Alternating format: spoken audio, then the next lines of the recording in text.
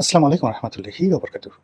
সম্মানিত দর্শক, ২০২৬ সনের জুলাই মাসে মাঝামাঝি সময়ে ভিডিওটি করছি। এবছর যখন জুলাই মাসে এলো, তখন বাংলাদেশে জুলাই নিয়ে নানা রকম যাকে বলে পক্ষ বিপক্ষ, ইতিবাচক নেতিবাচক প্রচার এবং প্রপাগান্ডা শুরু হলো।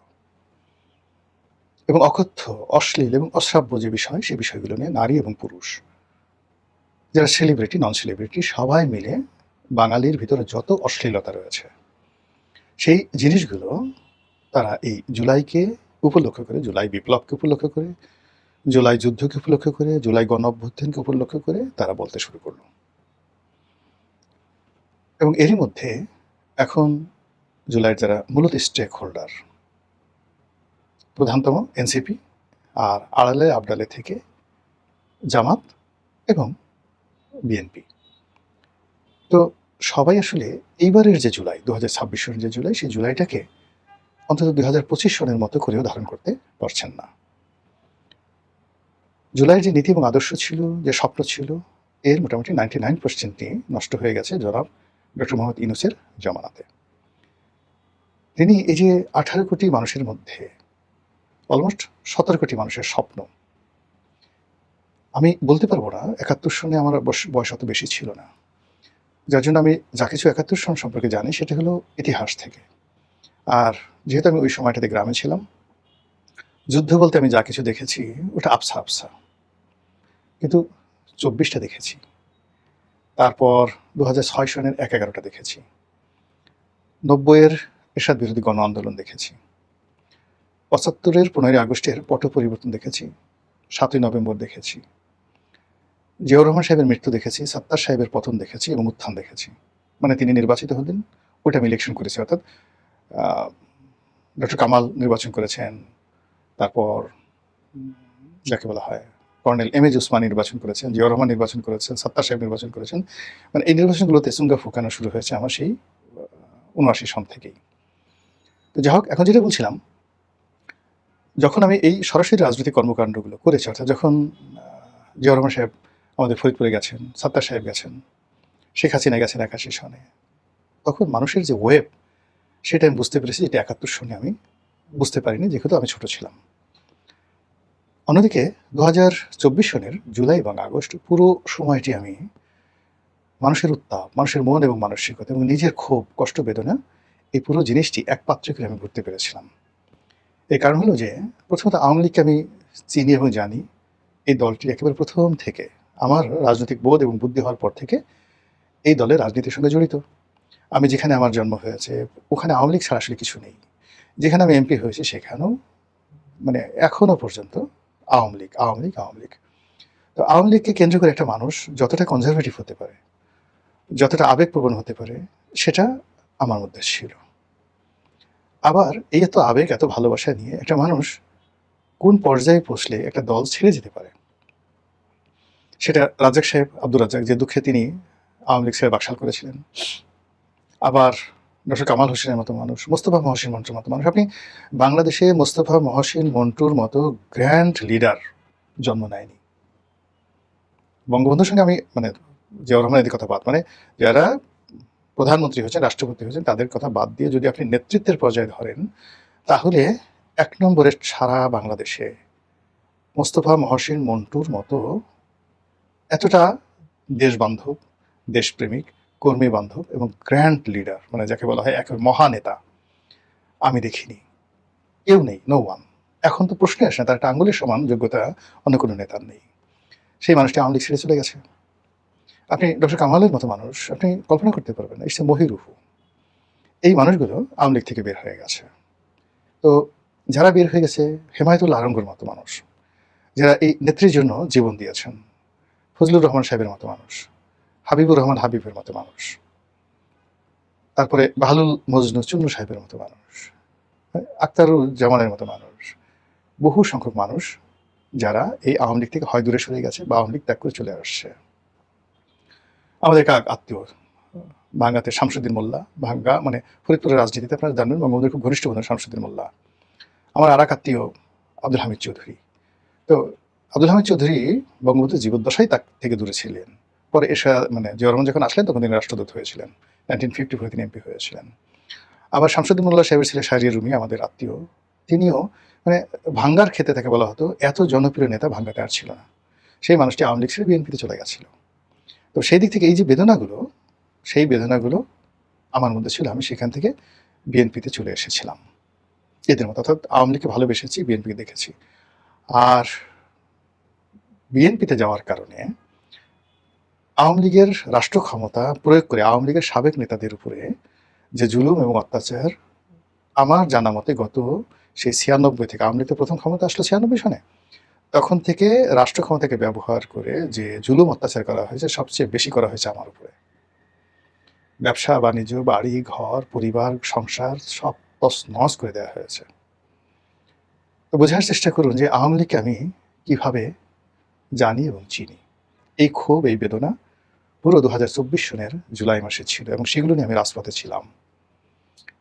ফলে অন্যান্য যারা এসছেন তাদের কারো ক্ষোভ 2 বছরের, কারো ক্ষোভ 3 বছরের, কারো হয়তো শারীরিক ক্ষোভ আছে, মামলা হয়েছে, কিন্তু অর্থনৈতিক ক্ষোভ নেই, কিন্তু আমার হয়েছিল।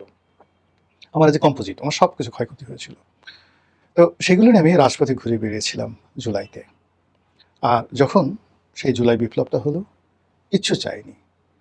At that day I was the happiest man in the world. August মাসের 5 তারিখে পুরো এরশাদ মানে জমানাতে যেভাবে আমি খুব কাছাকাছি এরশাদ সাহেবকে দেখেছি, আবার ডক্টর মোহাম্মদ ইউনূসের জমানায় যারা রাষ্ট্র ক্ষমতায় এসেছেন বা উপদেষ্টা ছিলেন তাদের সবার সঙ্গে আমার একটা ব্যক্তিগত সম্পর্ক ছিল। কিন্তু একজন উপদেষ্টাকে সিঙ্গেল একটা টেলিফোন করেছি, কোনো একটা সরকারি অফিসে গিয়েছি, একটা সিঙ্গেল তদবির করেছি বা আশা করেছি, বা ধারের কাছে ছায়াটা পর্যন্ত মারায়নি। কিন্তু দূর থেকে চেয়েছি তারা ভালো করুন। কিন্তু 1 সপ্তাহের মধ্যে আমি যখন বুঝে গেলাম যে তারা ভালো করবে না, তখন তাদেরকে এড়িয়ে চলেছি এবং যতটা সম্ভব সম্মানজনক সমালোচনা করেছি। তো তখন থেকে যারা দেখলাম যে এই যে যারা রাজপথে ছিলেন না, যারা ব্যক্তিগতভাবে কম্পোজিট ওয়েতে ক্ষতিগ্রস্ত ছিলেন না, যাদের কোনো রাজনৈতিক অ্যাম্বিশন ছিল না, নেতৃত্বের গুণাবলী ছিল না, সেই সকল মানুষ যখন ক্ষমতা এসে গেলেন, তখন এই জুলাইকে মর্যাদা দেওয়া, একে সম্মান জানানো, একে আপহোল্ড করা এবং একে প্রোডাক্টিভ ওয়েতে এই জাতির জন্য একটা হেরিটেজ তৈরি করা, এই কাজটি তারা করতে পারেননি। যে সমস্ত লোকজন নিয়েছেন, কেউ অপদার্থ, কেউ চরিত্রহীন, কেউ ব্যক্তিগত জীবনে ব্যর্থ, কেউ আমেরিকার দালাল, কেউ অন্য দেশের দালাল, কেউ বইয়ের দালাল, এরকম মানে নানা রকম, যে এই গাছের ছাল, এই গাছের বাকল, পচা মশা দিয়েছিয়ে, মানে ইলিশ মাছ যদি পচে, সুপারি যদি পচে, বিশ্রী একটা গন্ধ না, এইরকম একটা দুর্গন্ধময় পরিবেশ তারা সৃষ্টি করে ফেলল। এর ফলে কি হলো, যে জুলাই, সে জুলাইয়ের যেটা উদার্যতা ছিল, মহত্ব ছিল, সুদূর প্রসারী একটা ইতিহাস ছিল, এটা সম্পূর্ণ নষ্ট হয়ে গেল। শুরুতে যেটা বলছিলাম যে আমি অনেকগুলো রাজনৈতিক পট পরিবর্তন 75 থেকে একেবারে সেই আজকের দিন পর্যন্ত দেখে আসছি, কিন্তু জুলাই বিপ্লবে মানুষের যে অংশগ্রহণ ছিল, মানুষের যে আশীর্বাদ ছিল, এখানে যারা জুলাই বিপ্লবী ছিলেন তাদের প্রতি মানুষের আনকন্ডিশনাল একটা সমর্থন ছিল, ইনক্লুডিং ডক্টর মোহাম্মদ ইউনূস, নাহিদ, হাসনাত থেকে শুরু করে সবার মধ্যে। অবাক করার ব্যাপার হলো, মাত্র 1 সপ্তাহের মধ্যে এই জুলাই যোদ্ধারা সবার স্বপ্ন, ভালোবাসা ভেঙে খান খান করে দেন। আর মিশন লিঙ্ক করার কারণে ডক্টর মোহাম্মদ ইউনূস নিজে এবং তার যারা উপদেষ্টা মণ্ডলী, তারা সবাই মিলে এই জুলাইকে নিয়ে এতটা নাচানাচি করে নিয়ে এটাকে বিপ্লব বলবেন নাকি এটাকে যুদ্ধ বলবেন, এটা কি দেশের একমাত্র মুক্তিযুদ্ধ বলবেন না বিকল্প মুক্তিযুদ্ধ বলবেন। 24 জুলাই যে বিপ্লব বা জুলাই যুদ্ধ, সেটা বড় না মুক্তিযুদ্ধ বড়, জুলাই যোদ্ধা বড় না 71 মুক্তিযোদ্ধারা বড়, এই বিষয়গুলো বিতর্ক তারা সামনে নিয়ে এলেন। নিয়ে আসার ফলে কি হলো, এই পুরো জুলাইয়ের যে গাম্ভীর্যতা, সেই গাম্ভীর্যতাটা মাত্র 2 বছরের মাথায় এসে 2024 সনে ঘটনা ঘটলো, 25 সনের একটা বছর গেল, এই 26 সনে এসে জুলাই মাসে এসে দেখেন আজকের এই অবস্থা কি। এখন জুলাইয়ের কান্না, জুলাই যোদ্ধাদের কান্না, বিপ্লবীদের কান্না, সেই কান্না রীতিমতো মহাকান্নাতে রূপান্তরিত হয়ে যাচ্ছে যখন শেখ হাসিনা হুমকি দিয়েছেন আমি আসছি। এই জুলাই যোদ্ধাদের হাত পা, শরীর, মনোমস্তিষ্কে এক ধরনের রসায়ন তৈরি হচ্ছে যখন তারা দেখছে রাজপথে আবার ছাত্রলীগ ফিরে এসেছে। তারা এই 2026 সনের জুলাই মাসে দেখছেন যে এই বাংলাদেশ এখন আর তাদের মতো 2025-এর মতো, 2024-এর মতো আকর্ষণীয় নয়। এই পৃথিবীর কোনো মঞ্চ, পৃথিবীর কোনো জনপদ যেখানে বাঙালি আছে, সেখানে এই জুলাই যোদ্ধা, জুলাইয়ের পক্ষে যারা লোকজন আছেন, তাদের জন্য নিরাপদ নয়। যারাই বিভিন্ন জায়গাতে যাচ্ছেন, ইভেন এই সরকারের যে সমস্ত লোকজন আছেন, মন্ত্রী মিনিস্টাররা যারা মূলত এই জুলাইয়ের পক্ষের শক্তি ছিলেন, তারা সবাই দেশের মাটিতে বিদেশের মাটিতে পদে পদে অপমানিত এবং লাঞ্ছিত হচ্ছেন। কিন্তু এটা তো আমাদের চাওয়া ছিল না। এরকম এরকম একটা কিছু প্রাপ্তি হবে এটা তো আমরা কল্পনা করিনি। কিন্তু কেন এরকম হলো? এর কারণ হলো যে আপনি যখন বাস্তবতা ভুলে কোনো একটা বড় জিনিসটা, একটি হাতিকে আপনি ইঁদুরের মতো ট্রিট করবেন, আর একটা ইঁদুরকে আপনি ফুলিয়ে ফাঁপিয়ে হাতি বানানোর চেষ্টা করবেন, তখনই না থাকে হাতি, না হয় ইঁদুর। একইভাবে একটা জাতির বহু সংখ্যক ইতিহাস থাকে, শিল্প থাকে, সাহিত্য থাকে, গান থাকে, বাজনা থাকে।